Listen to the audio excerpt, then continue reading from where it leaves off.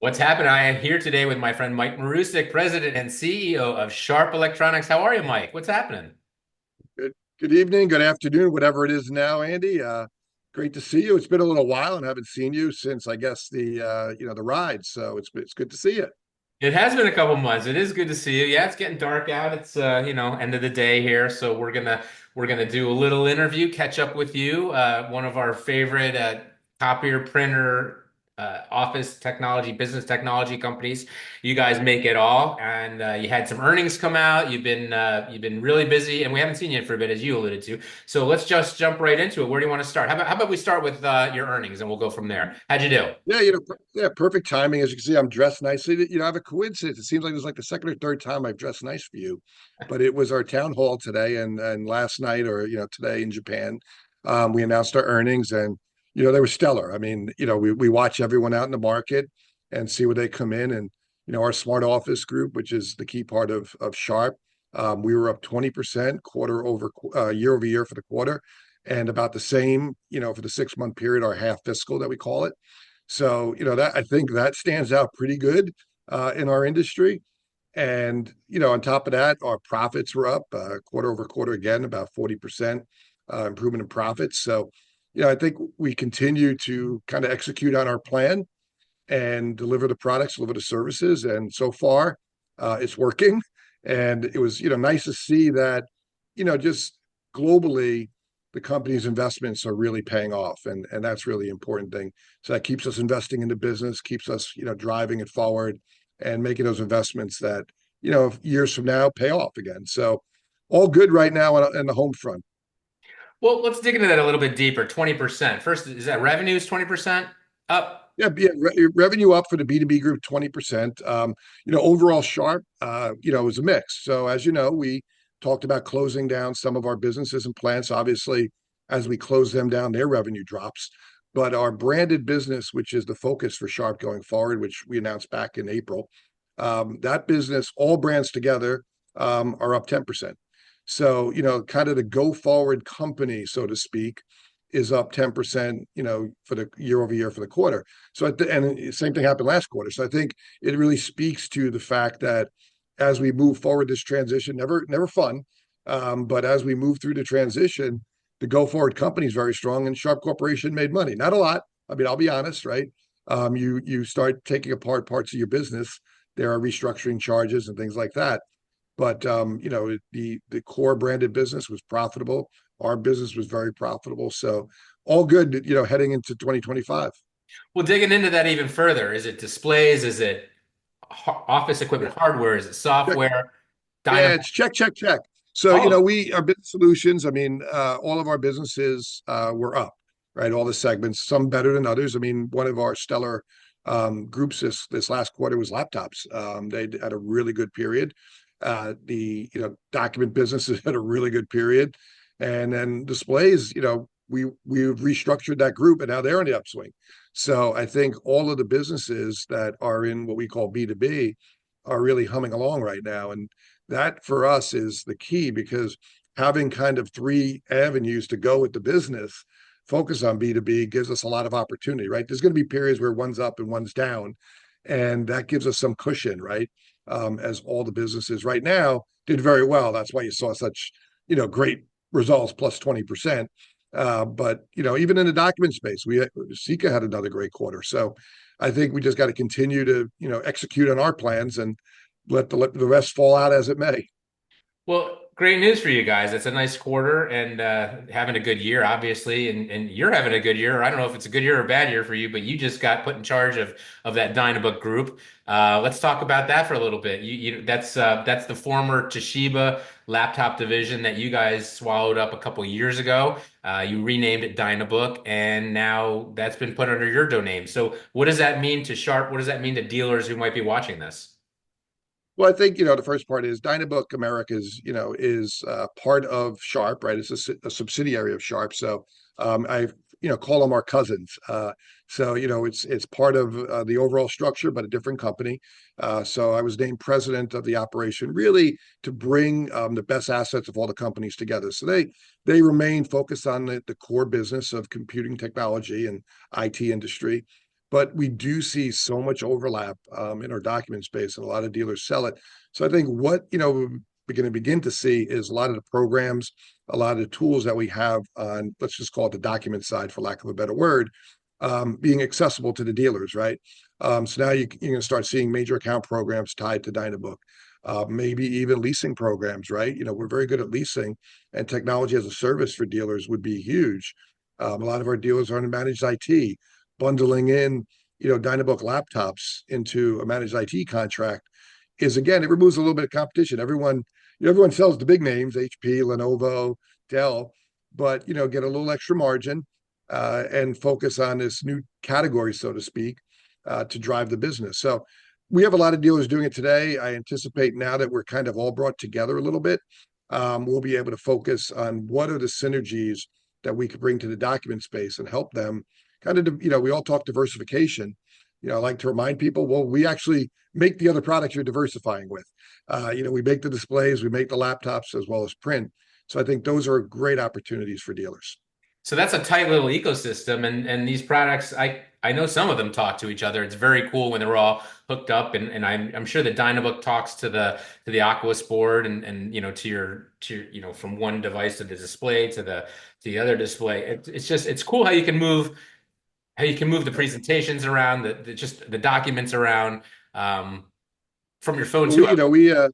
we got to get you in because the last 6 months we've been building out, kind of a experience center here in the Montvale facility, which really, we didn't go for glitz in this giant space, but we really said, here's what you do in an office, right? Here's what you do in a school. So, for example, when school districts come in now to see a print thing, they walk in and we have a classroom, and in that classroom, a literal classroom, you can see our Dynabook Education Series notebook come off the cart, put on a student's desk, instantly connect to the display, and the teacher can manage everything, and everyone's printing to a device, right? That's real world for schools. That's all under our ecosystem. At the same time, right behind it is the principal's office who's supervising the whole thing and seeing, on Google Classroom, what's happening in the classroom. And then the teacher's lounge is next door, and they can see all that material again moving around the office. As you step out of the classroom, as you step out, you see a giant DV LED scoreboard for your gymnasium. So as dealers look at this, and right before I got on this call, a dealer was nice enough to send me a giant, scoreboard that they were installing, a DV LED scoreboard for a school district where they bundled it in with the copier contract. And so again, like there's just so many opportunities of putting all the technologies together. And as you pointed out, most importantly, is making them work better together. And that's really what we're trying to bring to the table. Well, it's very cool. And it's the Dynabook name. Uh, obviously you had to change the name because you bought it from a competitor, and sometimes you lose a little bit when people don't realize it's the same product. But it's funny to me because we always my dad my dad says hi, by the way. I told him we were having this chat today. God love him. He always bought Toshiba laptops. He bought them for one reason. I'll tell you why. They were the cheapest ones. And they worked well. I mean, he didn't care if it was Windows and it's Windows and it's Windows. What difference does it make if there's a warranty? And he liked them. They were always good. He'd used them for years, way longer than he should have. They lasted forever. And I remember sitting in some presentations right after you bought them, where James was talking about the technology that they use, and the just how reliable. Yeah. They are, and he had charts that compared them to some other pretty significant brands that everybody knows, and they were much more reliable. And it's funny because I always looked at them as being the low cost alternative, but at the Yeah. same time they were also Well, super yeah. robust. Well, it's interesting about that business and the team, and that was as we started as a joint venture with Toshiba, and then we bought out the remaining shares, and obviously we had to change the name from Toshiba. Dynabook was used over in Asia, always, and so they decided to stay with that name. But to your point, what's interesting about that business is the number of enterprise customers they have, and when you have that scale in an enterprise, that's when you notice quality, right? If you have 5 laptops in an office and one goes down, you might be the one, and you're like, oh, 20% defect rate. But that one could have been against 1,000 in one of our large enterprise customers. And that's more real life. That's really what they're seeing. So we do quite well in the enterprise. And I think that's what, from a dealer perspective, you can put it out there and know you're not going to have problems. and it's a great business. So hopefully we continue to grow it and look for ways to kind of bring that over and support our copier dealer side and really get them into that space as another way to keep out the competition.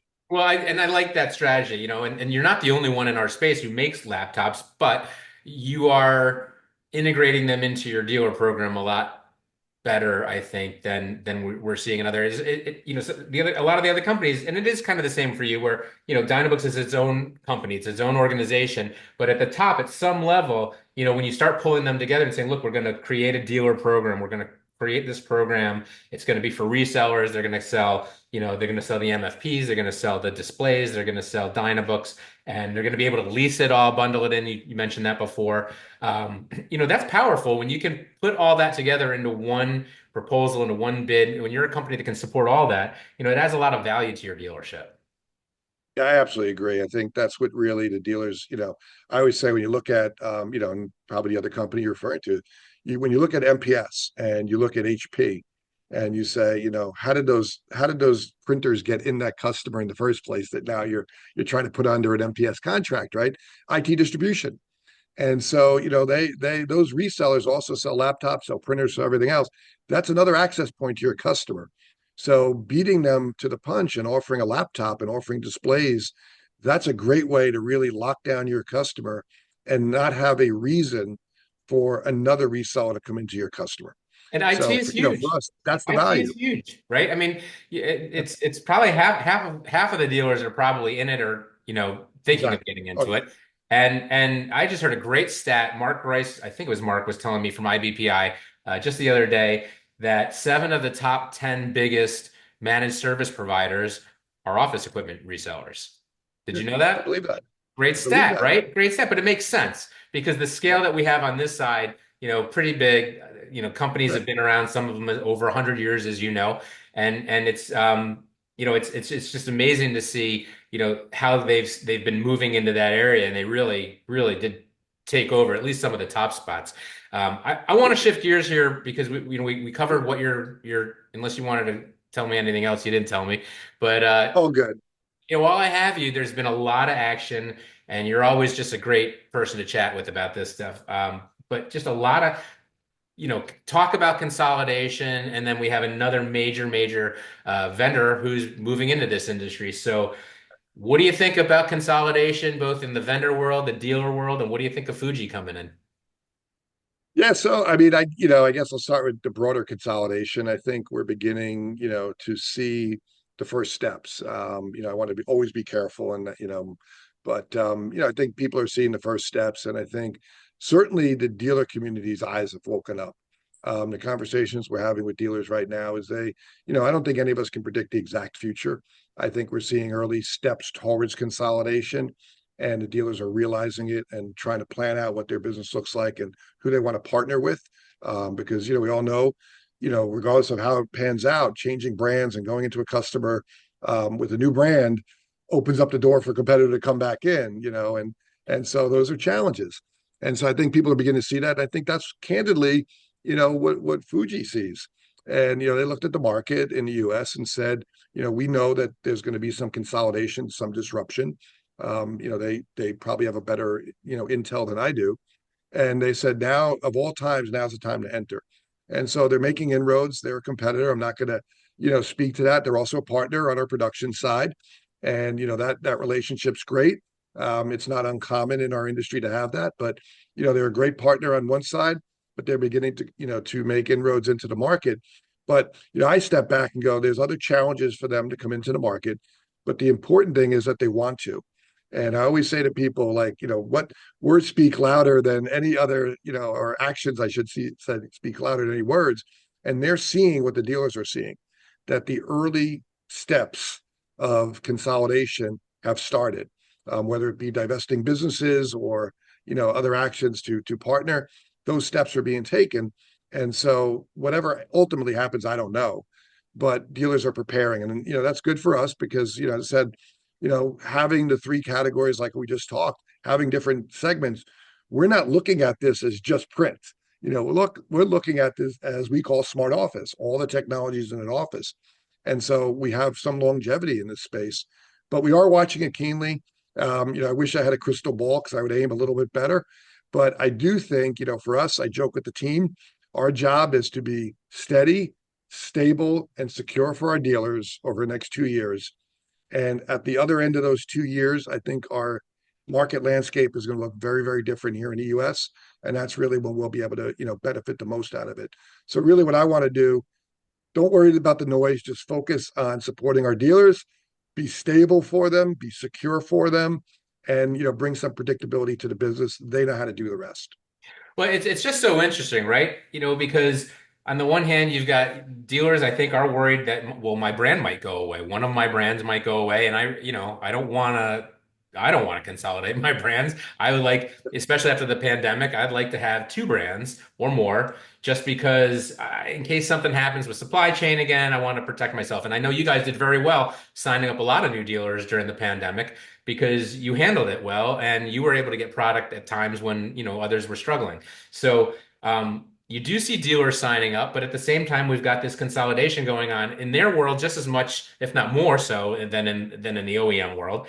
And they're buying each other at lightning pace as the interest rates have started to drop, and maybe now with the new regime coming in, we'll see if that trend continues. But as those rates come down, the activity increases, and we've seen it this year. Yep. It's more than last year. Last year, slowed down a little bit with those higher rates. It's coming back. We haven't seen the big ones dropping, but we're seeing a ton of action in that 5 to 10 million, 10 to 15 million.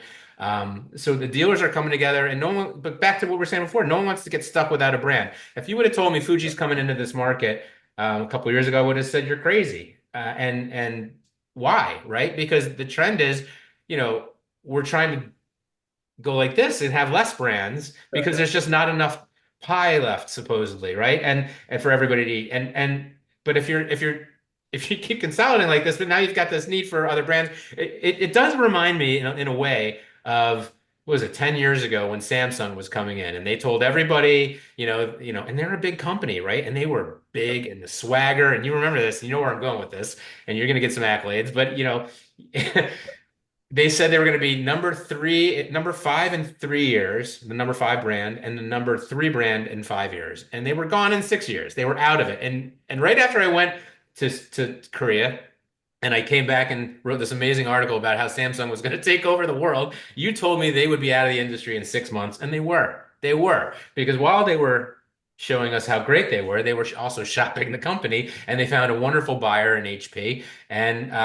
But the point of all this is they came into this market being really strong in A4, thinking it's just so easy. They love us. Everybody uses us for OEM. We're selling through Xerox, we're selling through Ricoh, we're selling through all these companies. We'll just make an A3 and we'll take over. We're a great technology company. And they found out very quickly that this market, especially this market, it doesn't work that way. We mentioned these 100-year-old dealers. Well, they've been buying from the same companies forever. You know as well as anybody, you don't just walk into a Ricoh or Konica or Sharp or Xerox or any of them reseller and say, want to switch. And they just, even on the worst of worst days, these guys will stay loyal. For some reason, getting them to jump is tough. So what I see happening is, I think Fuji's going to sign up a lot of dealers. The question is, are the dealers going to sell the devices? And we'll have to wait and see. Yeah, I don't know their plans, and obviously that's a separate part of their organization than I deal with. But what I say to everyone is exactly what you just said is the why, right? They're looking at our market right now and saying, we've been at this for all these years, but now is the time to go in. And really what they're saying is, we know that there'll be consolidation, right? We know that there's going to be other, things, and let's get our name in the market, no matter how whichever way it pans out, our name's in the market. And so I think that's what they're thinking. I don't work there. I don't know anything It's great. They're real. an interesting It's company. just common sense. It's just common sense, right? I do think, that what's nice about the dealer community, and one is, look, they're great loyal dealers. I mean, I wanted to sign, dealers who, work with another OEM and they're loyal to that OEM. And you got to respect that, right? I think the other part, the dealers really know how to execute on supporting the customer. And that's the part that, as a manufacturer coming into the space, you don't appreciate the level of support you got to give your customer, which is the dealer. Oh And yeah. that's a gap. And so that's where all of us in the space today, we've learned the hard way sometimes, right? But we've learned how to do it. And that's the gap that everyone has to overcome when they join the space. I think on the dealer side, what you hear is, hey, look, our advantage is always incumbency, and then we chase net new. And when you got to change your brand, you got to go to a customer and you say, hey, I used to sell you X, but now it's called Y. Their next question is why? What happened to that company? And so somebody deals saying, you know what, I'm gonna hedge my bets a little bit with the lines I carry right now. So we'll see what happens. It's an interesting period, but I always get encouraged when no one wants to talk to me about this quarter in Japan. They all want to talk to me about my 4 and 5 year plan. And I go, great, because that's what I want to talk about. And that means you're thinking about those things. And so those are exciting, for us. And as I mentioned to you before, I'm going to Japan tomorrow morning. So, that's the plan, right? How do we build out the business for the next 5, 10 years? So So it's is that what exciting. the trip is? Is that tomorrow's trip? That's tomorrow. Yeah, I'm gonna Building jump on out a the plane for a business? day, come back. You We do this twice a year, and like most OEMs, and part really, this is exciting because it's a very much a strategic meeting. Oftentimes, we get into the minutia of the product. This time is really the strategic side of the product and what we just talked about, right? They see what's happening, they see what's going on, and they see a tremendous opportunity. And so, how do we as sharp pounce on that opportunity with the dealer community? Well, you're definitely in a good position. You picked up a lot of market share in the last couple of years. You picked up a pretty significant high-end product that you've never had before, and your dealers that are in that area must love it, and your branches must also love it. It's got to make you a little more competitive, I think, and keeping some of your competitors out, locked out. But going forward, this next year is going to be crazy. All eyes are on Fuji. They're partnering with big companies, as you know, some of your partners actually, and then they're also partnering with some distributors. So, excuse me, it's going to be really interesting to watch what they do, what the dealers, how they react. But you said it perfectly. It's the support, right? It's just you don't just snap your fingers, and I think Samsung learned that it was, the hard part wasn't building the great machine. They did that pretty easily. The hard part was building the support and staffing up to go around it.